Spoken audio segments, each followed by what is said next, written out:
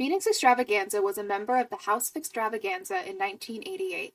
She won a number of trophies and competitions at balls and had dreams of one day becoming a model. Her life was cut short 4 days before Christmas when she was strangled to death.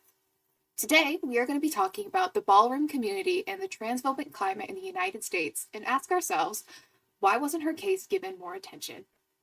Hi, everyone. Thanks for stopping by our table of disappointment. This is How They Got Away, the show where we discuss the unsatisfying endings to your favorite unsolved or unpunished true crime and corporate greed stories. My name's Annalise. I'm your host for today. I'm joined by my co-host, Elsie. and by our guest today. Hi everyone, I'm the only guest again today because Stephanie is still very busy. It's Anna. I miss Stephanie. So, Stephanie has left us, unfortunately, again, but she's moving, so it's okay. For the time being. So today's episode was, I got the idea when I was watching Paris is Burning. If you haven't seen Paris is Burning, I highly recommend it.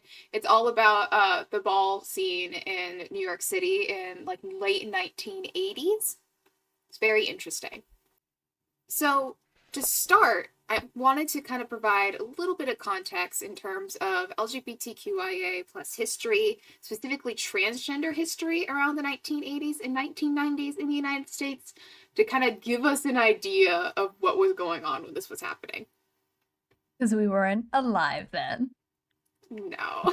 Goo goo gaga, yeah. This is a little before our time.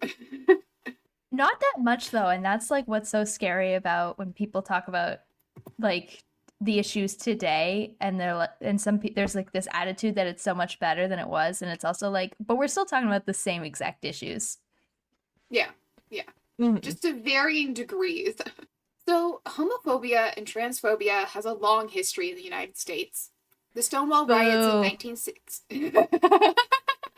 True. Oh, imagine being homophobic and transphobic. That's embarrassing. Cringe even. The Stonewall riots in 1969 and the work done by activists had led to significant changes in terms of civil rights and building up protections against discrimination at the state level. At this time, the 1980s, same-sex marriage was still illegal. For transgender people, there was a constant struggle just to be recognized, period, which we still see today. I feel like I forget so easily how it was not at all that long ago that gay marriage got passed. And it feels like such a given nowadays, but it's very much not. Mm-hmm. As you may have heard before, many progressive groups, including feminist, gay, and lesbian activists, would try to distance themselves from the transgender issues. In particular, Janice G. Raymond, a feminist ethicist, published a book entitled The Transsexual Empire in 1979. In this book, Raymond essentially argues that transgender people are reinforcing gender stereotypes and that they are products of the patriarchy trying to destroy women. That those transitioning female to male were traitors, and that those transitioning male to female were, and this is horrible, guys, rapists of the women's space. Ew, turf moment. That makes me think of those conservative people who their argument for not having just everybody bathrooms is that they believe that men would go into women's bathrooms for the express purpose of sexual assault. It's the exact same argument 40 years later. Mm-hmm. It also makes me think of how I have heard that argument before, that being transgender is just reinforcing gender stereotypes, which is a horrific way to look at it. Yeah. I think our just understanding of gender is so young that there's people don't really have a good education on gender yet. You don't get a good education in school about gender for sure, and then whatever you learn is socially, which can really vary depending on where you grow up and who raises you. So I feel like I'm not saying I agree with it because I do not, but also like I can understand how people who don't have a lot of education around gender can kind of make that conclusion. This book was well received and respected by mainstream media and severely damaged the transgender community. It was essentially a book just filled with transphobia and hate speech. Yeah, I can see that. Ew. In 1980, That doesn't surprise me. In 1980, the American Psychiatric Association published the DSM-3 with the diagnosis of gender identity disorder included under psychosexual disorders, which continued to push the narrative that transgender people were just mentally ill. We're on the DSM-5 now, I believe, and I think like it wasn't until like really recently that even just being gay was taken off the list of like mental disorders. So that also is not shocking to me. Yeah, it tracks, unfortunately. Around this time, the Moral Majority, a Christian right group, aggressively petitioned President Jimmy Carter to halt advancement of gay rights, and eventually their ally, Ronald Reagan, was elected president.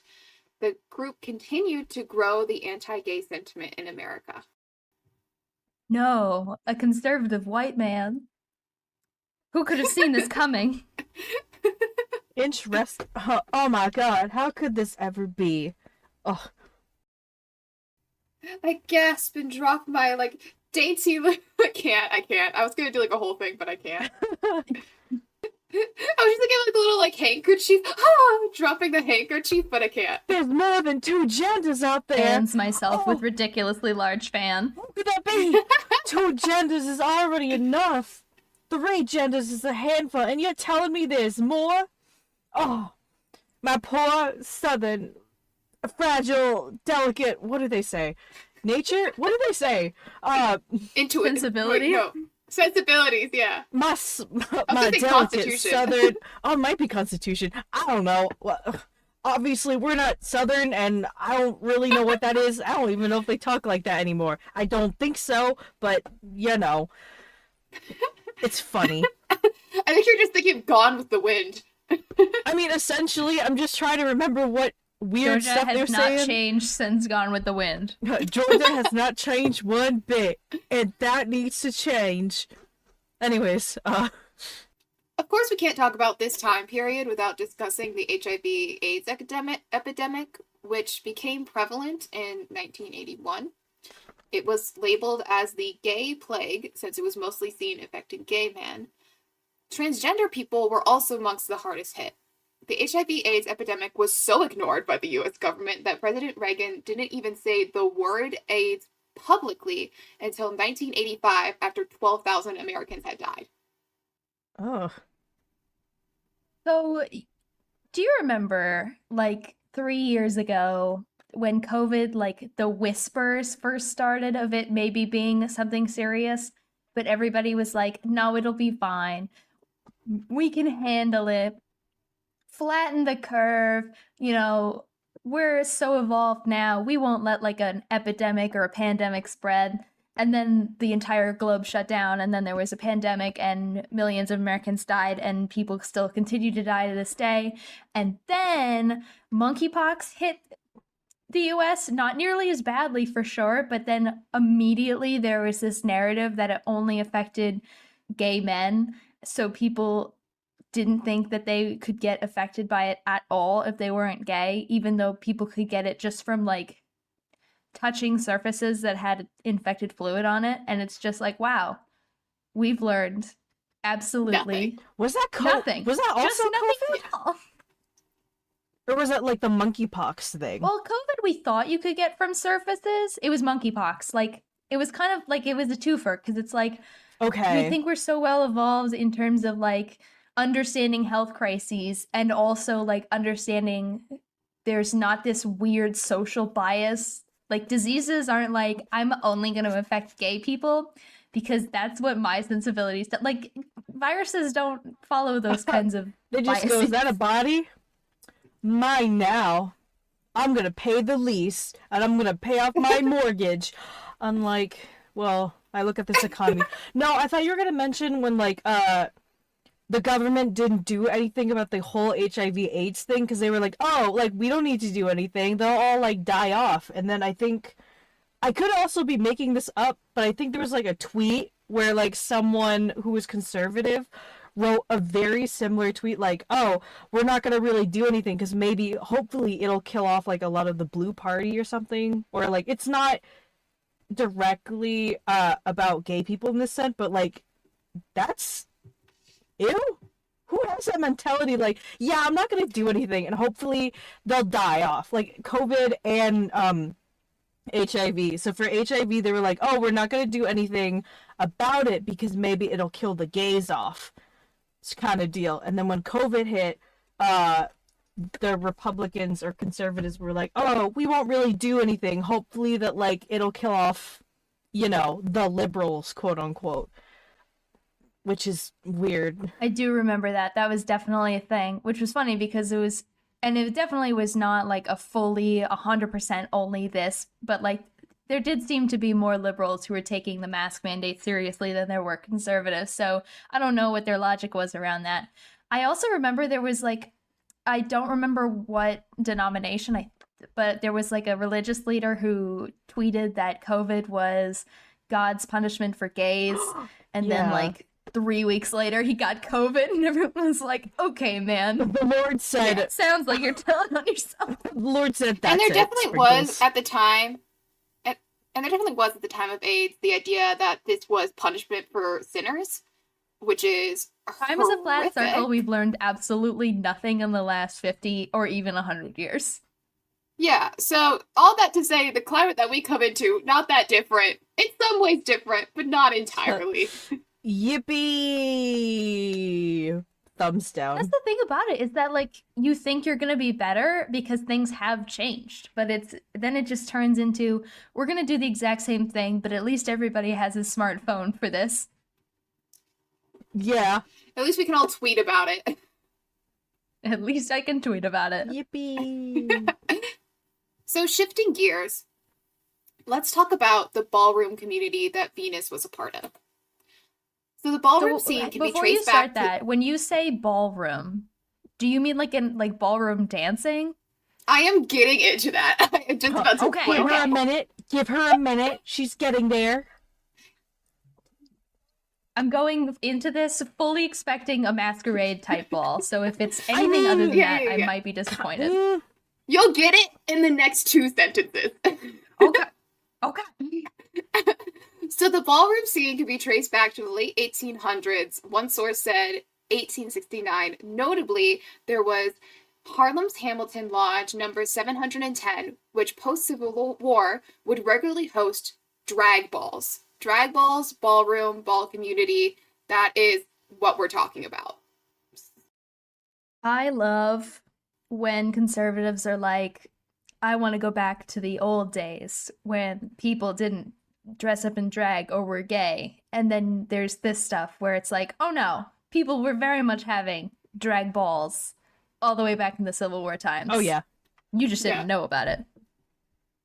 So the main attraction of these balls were the men who dressed up as women to be judged in a pageant-style competition. It is also important to note that some women would also participate by dressing up as men. It was just fewer numbers. Ulysses Drag Race? It is! Slay! The Confederate flag! Slay! Drag Race was inspired by the ball scene. If you have seen Drag Race or know of Drag Race, they mention Paris is Burning quite a bit. Which is, I mean, points at RuPaul. Yeah. Fair enough. So attendees to these drag balls were varied in race, gender, and sex. But it was mostly African-American and Latinx scene. Drag balls started to become more taboo and illegal in the early 19th century, and it was driven further underground, because at first, I'm imagining that most people thought it was just kind of funny, and then conservatives started looking at it closer and squinting, and went, that seems like something I should be opposed to. They really said, are colored people I having also can't imagine that they knew about it, like, right away. That's what I'm saying. They probably just thought I'm not people inviting Kyle to my drag race. Kyle knows what he No. did. Chad over in the corner at church is not going to be invited. They said, "You're not coming to the barbecue. Bye." And they were just like, How come I'm not invited? I don't get it, guys. You should totes let me in." Them. Made it illegal because they didn't get to come. You guys bullied me, and I feel oppressed as a minority. Them. Okay. Oh my god. Interesting, but okay. Alright. So all of this was occurring during the Harlem Renaissance, which is when a lot of black You mean the families were moving- Renaissance? You could say Renaissance. I've never heard It's it the said same that thing. way. Renaissance. That sounds like a It's the drag same name. thing. It's me. Oh my god, Hi, yes! everyone, it's me, Renaissance. Anyway, the Harlem Renaissance is when a lot of black families were moving into the area, and so it created this kind of center for black culture, which led to an incredible explosion of creativity and self-expression. And so it was just a great time to vibe and be creative. And then, of course, somebody else who is a party pooper finds out about it. Oh yeah. Man. I'm waiting. And like, and goes, no. Despite this being a mostly people of color scene, there was still racism within the community. Judges would favor white features, and I read in some articles that most judges were white. Huh. That's not surprising to me because we still have that, like, there are a lot of racial traits that, and it depends because, you know, there was the Kardashians who kind of brought a lot of black traits into beauty standards, but it's also like a mix of traits that usually like do not exist on their own like that, you know? Mm-hmm. Like the colorism of it, of like having paler skin, but also like still that like tan look and also the like wider hips and the bigger lips. And it's like, what? Okay. We're just going to customize ourselves to be fashionable We're now. gonna and take customize. whatever. Crazy. It wasn't until 1936 that a black contestant won top prize for the first time. And how long had these like been like competitions at this point? So the earliest, so late 1800s, but one source said 1869. Right, so they were competitions like from the start. Yeah. It was like a pageant. From the start, it was kind of this pageant style competition. Who will be the new Miss America? Well, Kinda. Well, like 70-ish years. When you say that, at the 1967 Miss All America Camp Beauty Pageant, hello, a drag show at the town hall at New York University, Crystal LaBeija, a black contestant, complained that the competition was rigged and that the judge were discriminating against black and Latinx contestants after Miss Philadelphia Rachel Harlow, a white contestant, won. So kind of like Miss America. Yeah. I never really understood beauty pageants like that. Like, I was not in the pageants. I've never been in the pageant scene. I know some people do it from like a very young age, but like I don't get it. Like drag shows are kind of their own thing because there's this really creative aspect to it, but just like beauty competitions in general, you're like, what? Okay. Yeah, it's definitely interesting, the setup it up at all. I can see where it could be fun and where you could have like a more creative setup, but in the way that it's traditionally done, it doesn't seem that great. After this incident, Crystal refused to participate in drag balls, but stayed in the scene. During the early 1970s, Lottie LaBeija convinced Crystal to promote her own ball. It was then that the first ballroom house was created, House of LaBeija, led by Mother Crystal LaBeija. That tells me that the fact that she refused to participate in any other competitions tells me that like something specific happened at that competition, that not only like was it that kind of overarching like there's clearly racism involved in this, but like I feel like something specific had to have happened for you to be like, nope, I'm done. True. It could also be like the straw that broke the camel's back. Like she just had enough. Yeah, I feel like that one might True. be the case. I don't know, the Miss Pennsylvania, I don't know if it was like something blatant that they were like, she only won because of her whiteness. I don't know. Mm-hmm. And I'm not sure on the details either, so who knows? So these houses were kind of meant to emulate the style of iconic fashion houses, like think House of Gucci, hence their names. They provided a space for Black and Latinx LGBTQ people to have a safe space. They were like families with a house mother or father who would guide their quote-unquote children. It was that found family idea that we see a lot in the LGBTQ community. So were people were living in these houses as well? Like that's where their homes were? From my understanding, they didn't normally have like a home base. It was just kind of a group or a community that would look after each other. Ah, It's more of like a yeah. Hogwarts house. Well, I don't think Hogwarts No, is it's the best just thing true, to it's use not. in this case, considering what J.K. Rowling does. But That's yeah, so cute, essentially. though. I fucking love a found family. We do love a found family. It's very It's nice. very nice. And it's very nice when Love you a think found about family. how a lot of these people were rejected from their own families, didn't have people to like look after them, and then they get accepted into this like house and they have people who look after them, people who are concerned about them. It's really nice to think about. When Crystal and Lottie hosted their first house ball, they called it Crystal and Lottie LaBeija Presents the First Annual House of LaBeija Ball. Sounds very fancy. And it was made exclusively for Black and Latinx, trans, gay, and queer people. This inspired other prominent figures in the ball scene to create their own houses. Nice. Started a movement. Trendsetter.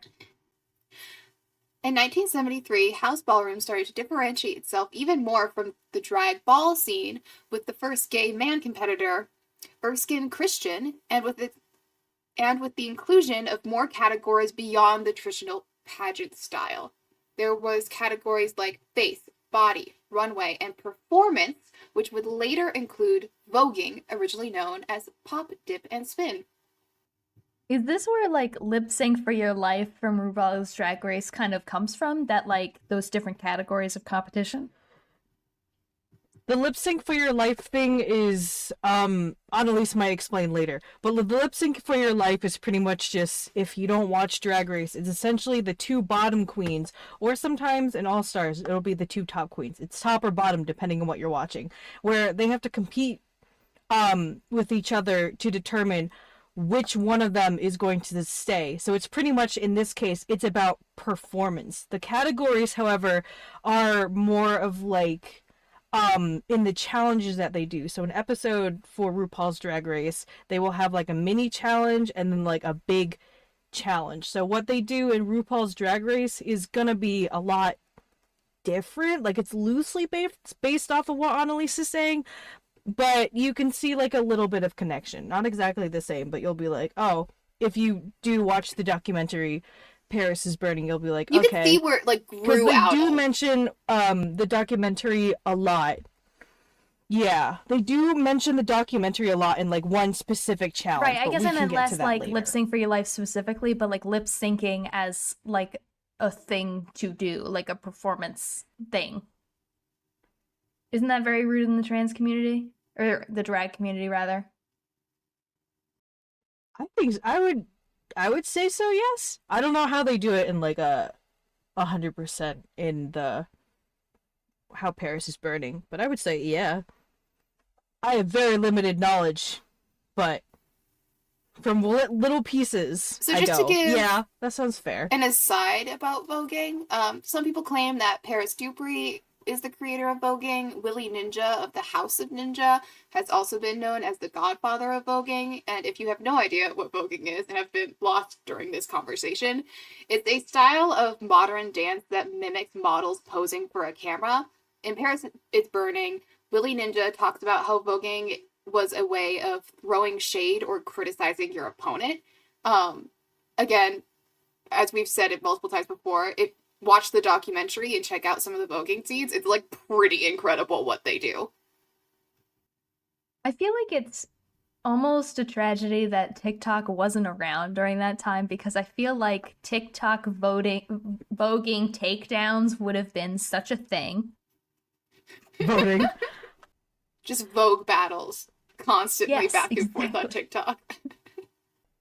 It's not too late. Oh, We God. can make this happen. TikTok people, like, they are very good at dancing. I mean, it could happen, but, like, it's Vogue competitions are already their own thing, and they're intense. They are, and I feel like they very much rely on being in the presence of each dizzy. other. True.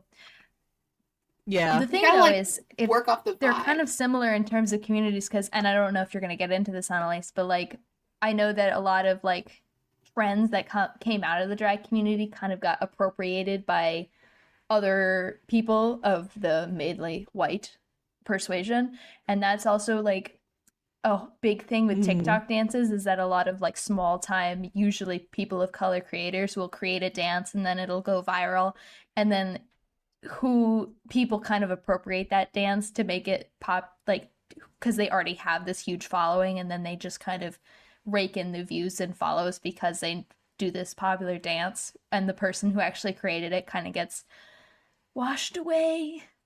It's so sad. For sure. And I think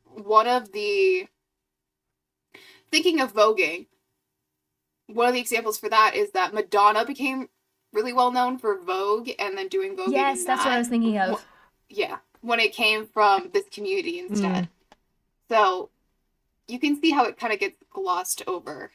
I think Lady Gaga she took like a lot of what she ended up becoming popular for from the drag community, I think. I don't know. I wasn't really into Lady Gaga at the time that she was really big.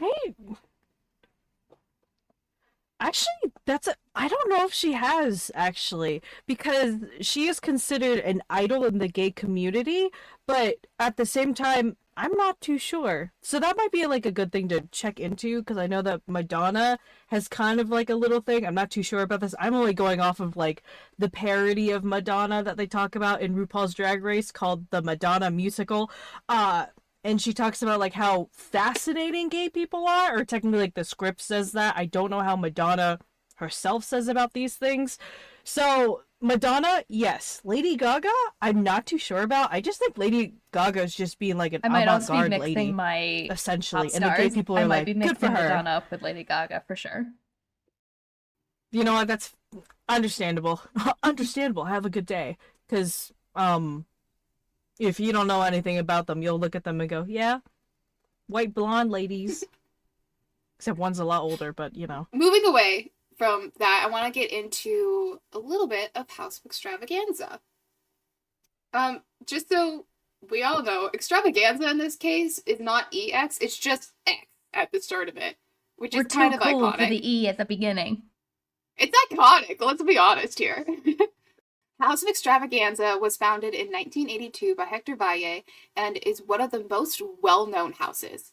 Hector Valle was a Puerto Rican gay man who was known for his elegant and athletic voguing. At the time, he decided that he wanted to make an entirely Latinx house in response to the almost exclusively black houses that dominated the scene. I can kind of see what you were saying earlier about how there's still a lot of racism within this community itself with that, because it seems like a needless separation. Exactly. People group themselves up. It's kind of what they do, unfortunately. And you can see, I can also imagine just how society also presses that down onto people. One of the earliest people to join was a Puerto Rican trans woman named Angie. People in houses would take on the house's name as their last name, so Angie became known as Angie Extravaganza. She eventually emerged as the leader of the house, becoming Mother Angie. houses would compete in house ball competitions, and many were recruited to join from bars and nightclubs or by winning a competition. In 1985, Hector died due to AIDS complications. And so Mother Angie then recruited David Padilla, a star within the community, to leave House of Ebony to join House of Extravaganza as the father of the house. Was there like beef if you poached somebody from another house? Was that like a For faux sure. pas to do? Oh, okay. Yeah. For That seems sure. like something that people wouldn't be like, oh yeah, you can just take this guy, that's fine. For sure. And there was like fierce competition between the houses. Like, Oh my god, mafia time. Not really, people but were really loyal to their Kelsey, you houses, can and if connect you with like that one. betrayed the house, you're done. They show up in like a black car mafioso style, but they're all like significantly way better dressed than any mafia has ever been. stepping out in stilettos. Slay! A lot of the House of Extravaganza's most well-known members come from this time period, including Venus Extravaganza. So we're going to shift gears and talk a little bit about Venus. Venus was born in Jersey City, New Jersey on May 22nd, 1985. She was one of 5 children with 4 brothers. An interview with her nephew tells us a little bit more about her childhood. Growing up, she liked to dress in fancy clothes and hang out with the cool kids. 2 of her brothers were what could be described as alpha male types, and so there was a lot of competition in the family, and it seemed like Venus wanted to stand out away from her brothers in her own way. Fair enough. Which seems reasonable. And Paris is 5 kids Burning. is a lot. Yeah. Guess I only thought there's 5 kids is a lot. It is. It is. So, for people who don't know, Venus is interviewed during Paris is Burning. And Paris is Burning actually, during the documentary, her death takes place. And so we do have interviews of her talking about herself pretty candidly, which is where a lot of this information comes from.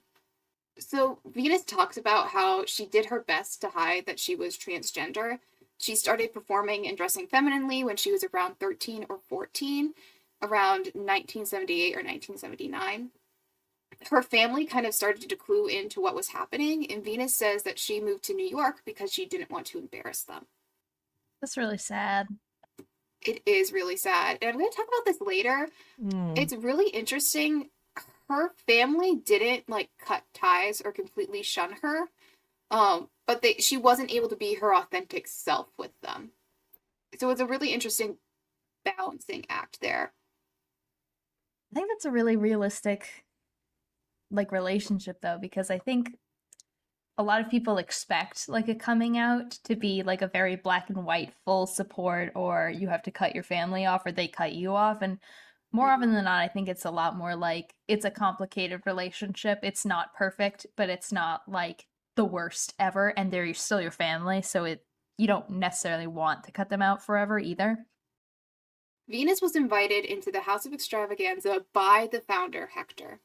Venus said in the documentary that for most people you get into the house by doing a ball and snatching a trophy, but that wasn't the case for Venus. She essentially was just invited into the house right away. Hector saw her and was like, I'm your father now.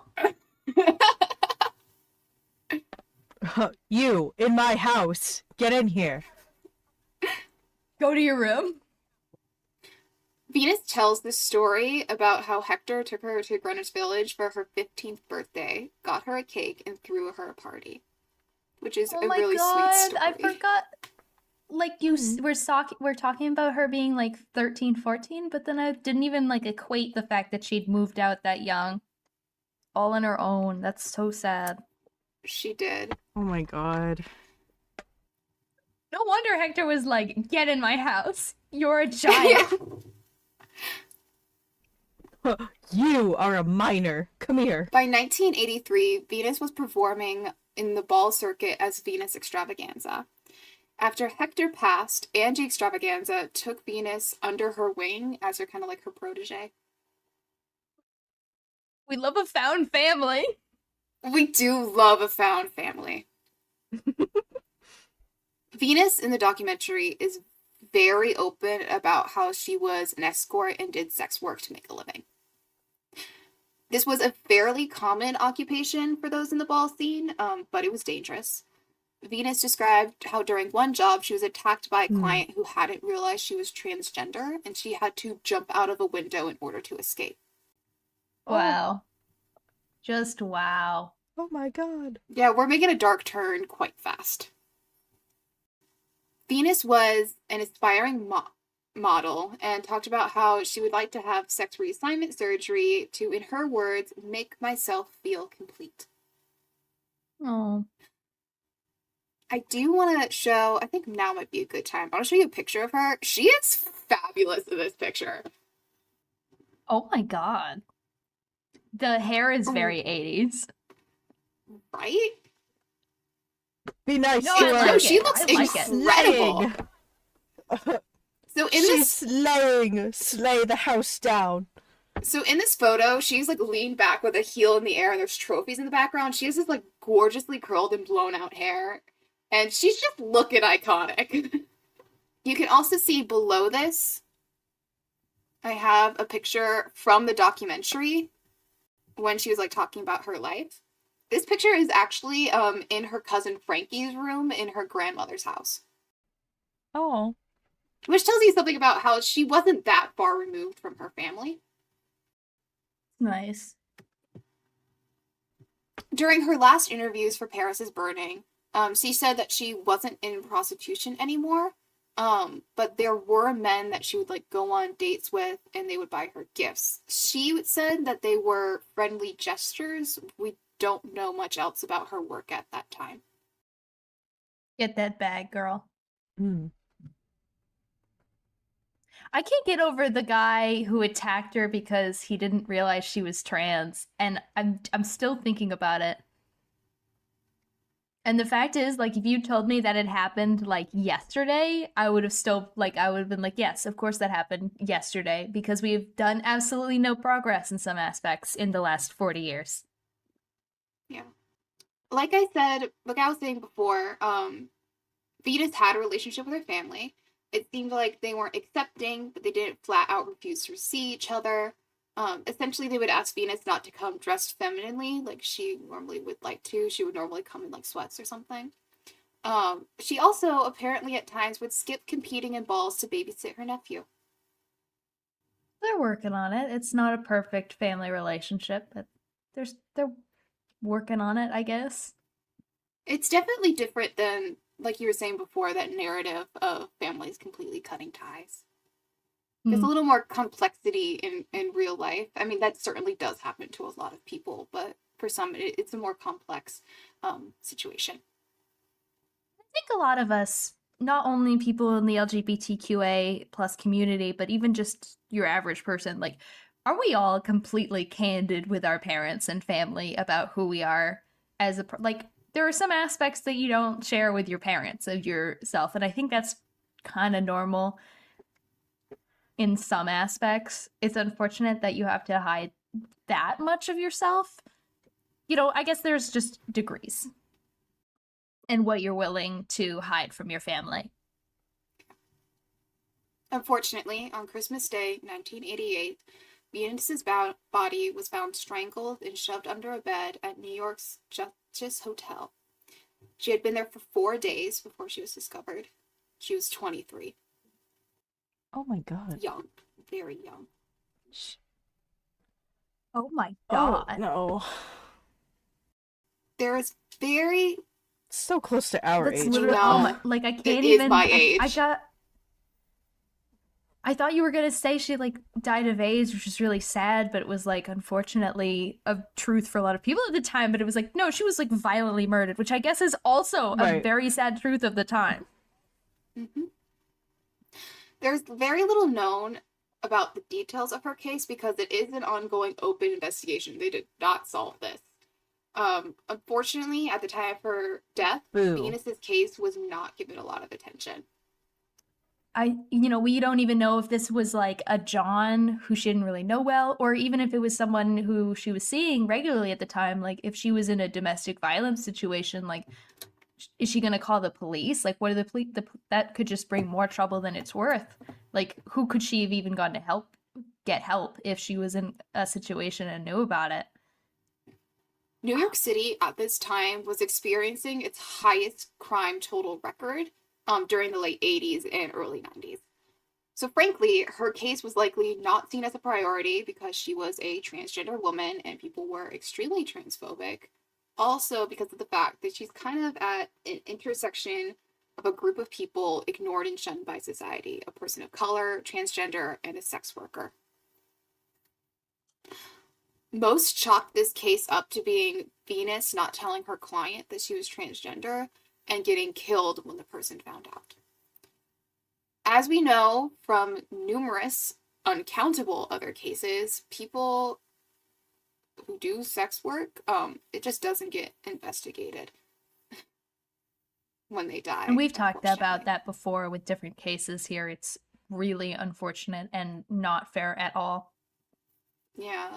It's really sad because a lot of people will say, well, it's a dangerous thing. Why were they doing that? As if just to blame the victim, which is horrible. And I still think about how, like, she left house at like 15 and was probably doing sex work as a means of survival for many years. Exactly. And Like, it sounded what else like is a 15-year-old on their own gonna do?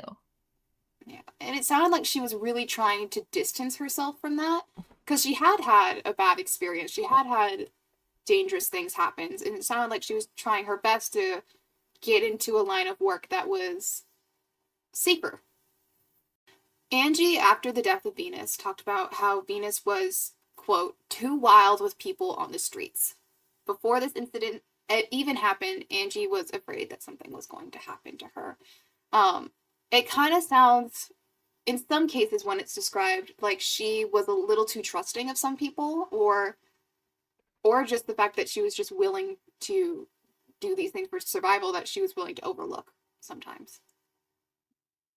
Yeah, because you've already said here, it's not like she was the only person in this community to engage in sex work. So I wonder what Angie meant about that. Like, what about how Venus engaged with sex work made her a particular risk in her mind?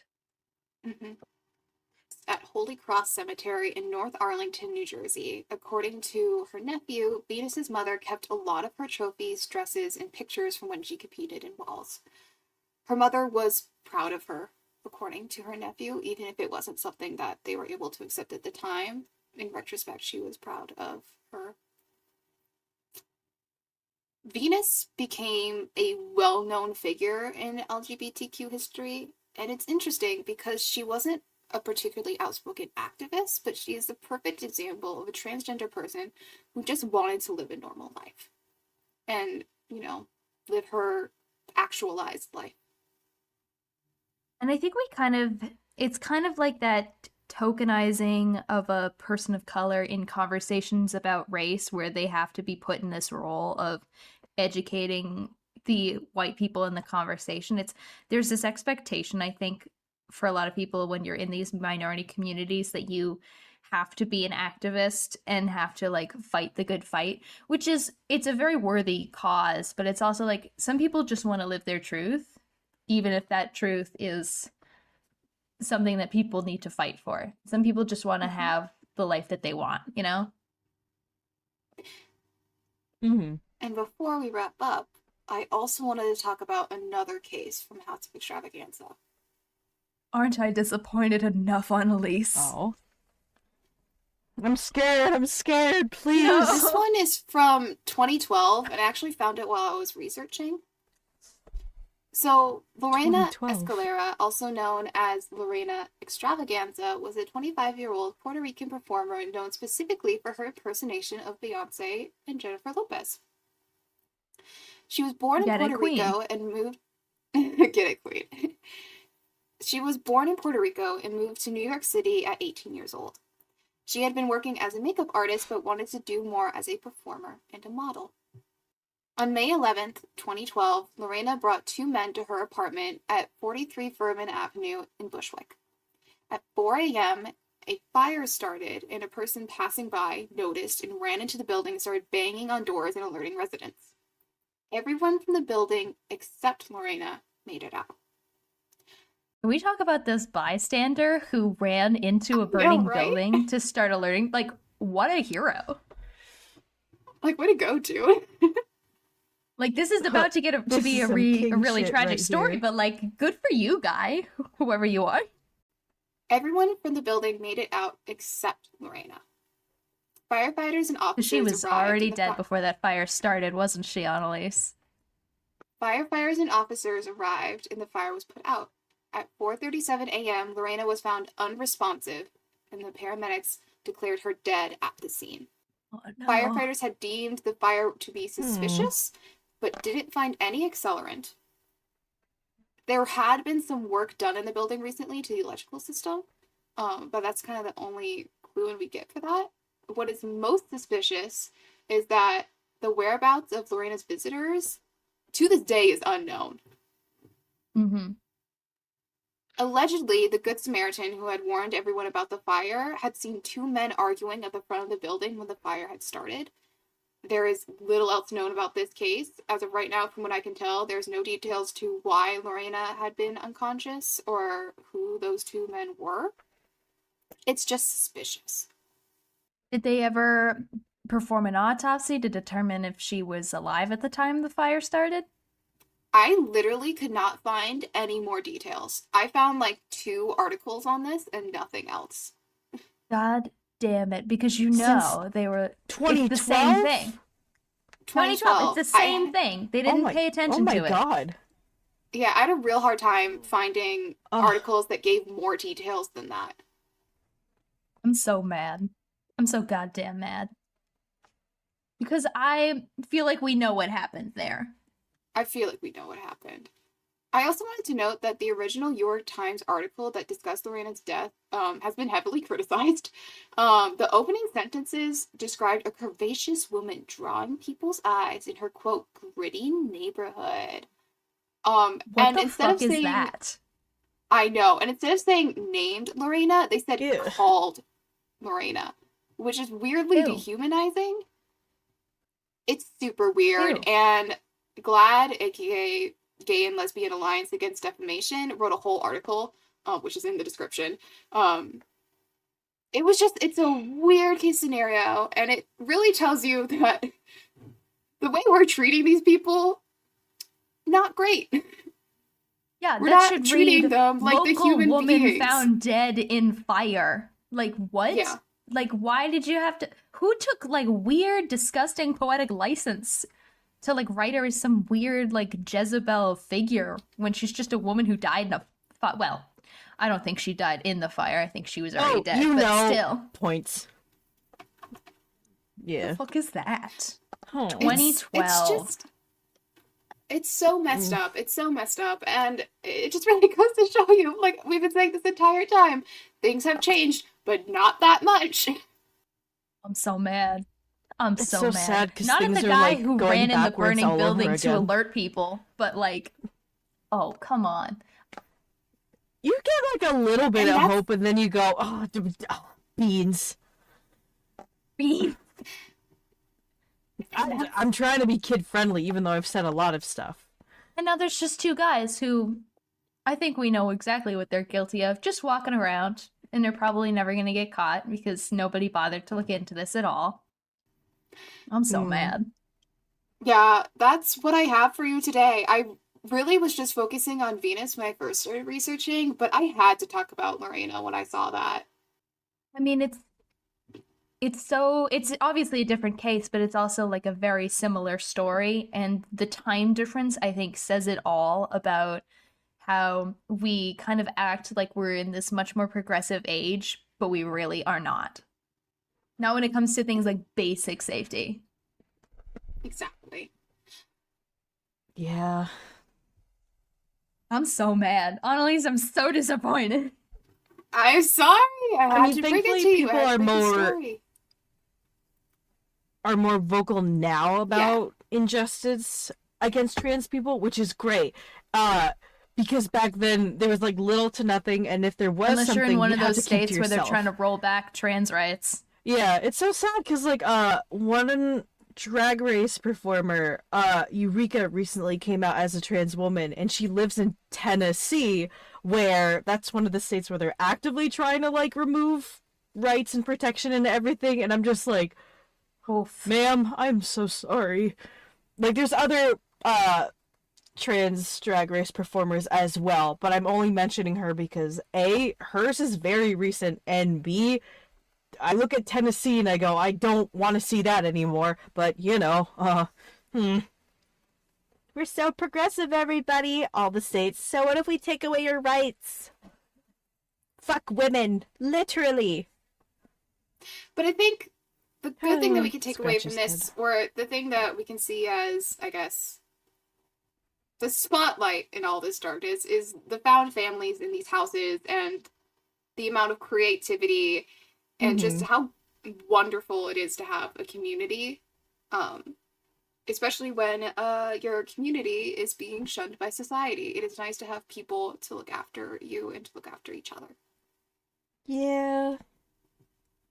But that's where we're going to leave it today. I know that was a very brief overview of the ball scene and of the history at the time. Definitely recommend watching the documentary Paris is Burning, but kind of looking into it yourself. The whole like ballroom scene and community is fascinating to read about. And if you It can is. catch And any we barely of those scratched the snippets of, like, surface about the AIDS performances. crisis either. Yeah, there's so much. There's so much. I will say that we talked about AIDS crisis. Angie Extravaganza also passed from AIDS complications in the 80s. Oh. No. That's the thing. Like all the characters we talked about today, or they're not characters, they're people, but you know, all the players of the story are either died of AIDS complications or were brutally murdered. Oh. And that is like not an uncommon story at all for that community. Even today, Yeah. 2012. It's not 2012, but like I'm still not over. No. And when you say that, Lorena. that was 10 years ago, 11 years ago. I know. But that goes back to what we were talking about at the beginning when I was saying, like, it's so hard to remember that gay marriage was only legalized. What was it? 2009? 2010? Somewhere in there? Yeah. I feel very... It early was, 2000s. guys, it was 2015. Ah, what the... No. Gay marriage? Oh, no. Or Lorena's murder. Actually... Because No. it was definitely murder. Gay marriage, same-sex marriage, wasn't it 2015? No, that sounds right. No, that can't be right. It was during That Obama. cannot be... No, that makes more sense. Wasn't I it had to think during about it his because I'm like, first one? 2009 is early. but- One second, no, one That's the second. second one. That can't be Oberfeld v. right. Hodges, 2015. No. That makes more sense, yeah, because it's in the second term. And then 2016 came about and we had you know who. I was gonna say, that wasn't like the What? first thing on the docket during his presidency. Oh my god, it was 2015. Oh my god. Everything in America right now just blends together, and with all of the shit show going on right now, oh my god. I'm just We were in doesn't high school end. when that happened. I thought, yeah, because that's the thing. I thought we were in like middle school when it happened at the latest, but oh my god, because that just goes to prove my point more. I feel like it was so long ago, and it was so not. That was 2 years before our graduation. That's, oh my god. Yeah. Yeah. That's crazy. Oh my god. Crazy. Well, everyone, while we have a mental crisis about the passage of time and how these rights weren't just given to begin with and had to be fought for, which is disgusting, we'll leave you with that. So thank you for stopping by our table of disappointment, push in your chair, and we'll look forward to seeing you next time. Bye, guys. Yeah, bye. Call your local political leaders, or if you're in one of those states where they're trying to repeal trans rights, I guess, because 2015 was not that long ago. Bye-bye. Yeah. Bye, everyone. Trans rights are human rights.